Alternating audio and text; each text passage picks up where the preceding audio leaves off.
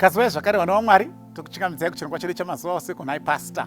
Tine mufaro mukuru nemi mose makwanisa kusangana nesu panguva ino yemibvunzo nemhinduro pachirongwa chino.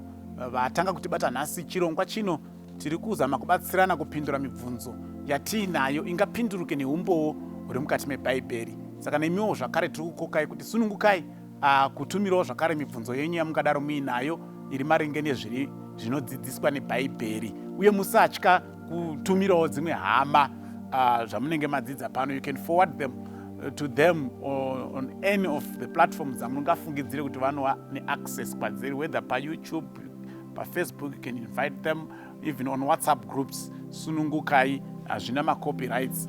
Tinoda kutoti zvisvike to as many people as can be. Nhasi tiri kupindura mubvunzo wabvunzwa. This is a completely new question, a very interesting one as well. Uri kuti iwo konai pastor, is it not idolatry kuti munhu ati ndinoera moyo, gudo, shumba etc? Pastor, kana munhu akati ini ndinoera mhofu, hakusi kwatova kunamata zvifananidzo here? Zvakanaka here? Bhaibheri rinoti kudii nenyaya yekuti vanhu vazvi-identify nemhuka kana inonzi mitupo? Ndo mubvunzo uri kubvunzwa panapa. Now, regai nditange ndichiti ndisandaverenga mavhesi andira kuverenga panapa mashoma, ndofunga ndichangoverenga 2, 3 or 4 verses. Regai nditange ndichiti zvinhu izvi zvinogona kuva pairi: kushandisa mhuka kana something else for identification purposes nekuzivana kuti ndisu vanaani, takabva kupi.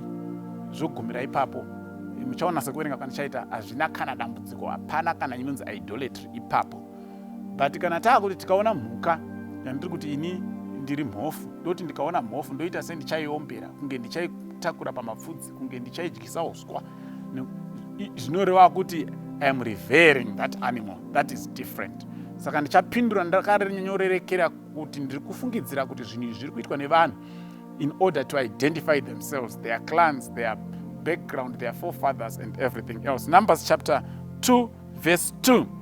Every man of the children of Israel shall pitch by his own standard. Now, warara kuti standard rikushandiswa apa rinoreva kuti flag mulanguage yanhasi. Every man of the children of Israel shall pitch by his own standard with the ensign or emblem, not in my versions, of their father's house. Far off about the tabernacle of the congregation shall they pitch. Vakurayirwa kuti vaizopicha sei matende avo kana tabernacle ichinge yamiswa. Rangarire pavaifamba murenje, maLevhi ainge responsible nekutakura tabernacle, gore richivatungamira. Kana gore radzika zvaireva kuti vakufanira kumbozorora, but vasati vapicha matende, tabernacle yaifanira kutanga yapichwa. Kana yapichwa pa12 tribes iwo kuti vazive kuti tiri kunopicha papi, hanzi umwe noumwe ngaanopiche paiswa mureza wekwavo une sign kana kuti emblem yemba yababa vake. Saka ndo pakanyanyisisa kukosha ipapa kuti mubvunze kuti chiri kunzi emblem kana sign yemba yababa vake. What were those signs? Genesis chapter 49 and Deuteronomy chapter 33 dzinotiudza kuti what were those emblems or those signs. Haita kuti izive kuti apa ndepana Judah, apa ndepana Manasseh, apa ndepana Zebulun, apa ndepana Isaka, apa ndepana Reuben, apa ndepana Gadi. Handichaverengi ese ari 12, ndichangokuverengerai 2 or so dzandakaona dziri very interesting. Ndikaendange Genesis 49 verse 9. Genesis 49 verse 9. Inoti iyo, Judah is a lion's whelp from the prey, my son, thou art gone up. He stooped down, he couched as a lion, and as an old lion, who shall rouse him up?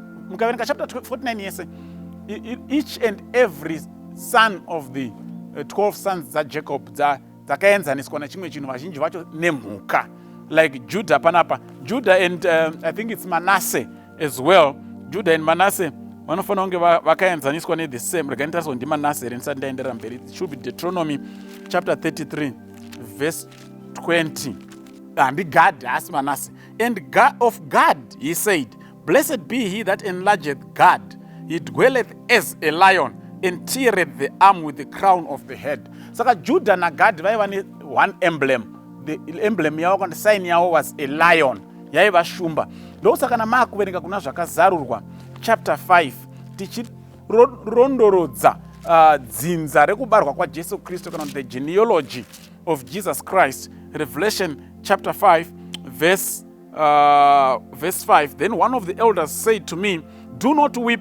Behold, the Lion of the tribe of Judah, the root of David, has triumphed. So even mazuva aona John 18:95, they still reckoned the tribe of Judah yaizikamwa the sign yeshumba. Ukangoona shumba webva kuti ndivana Judah kana ndivana God. Ende mukazoverenga sekutaura kwandaita kuti nekuda kwetime handichakuverengerei all the others. Manase vana Zebulun vaera ox moyo ndo vana gono. Kana takutaura nhasi dai kuri kunzi inguva yacho iri nguva inoi, taitoti vana Zebulun ndo vaera moyo, vana gono. Ainzi Zebulun is an ox. Saka nyaya yekuti vanhu vanoshandisa mhuka to recognize themselves and their clans irimo mubhaibheri.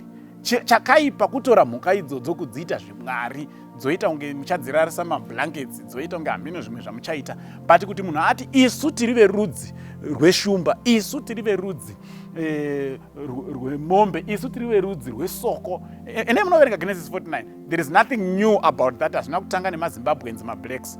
In fact, kana muchida kunyatsoona kuti this is a no issue, tarisai those of the Ndebele tribe. I can bet 90% of the Ndebele people, they say they recognize themselves nemhuka.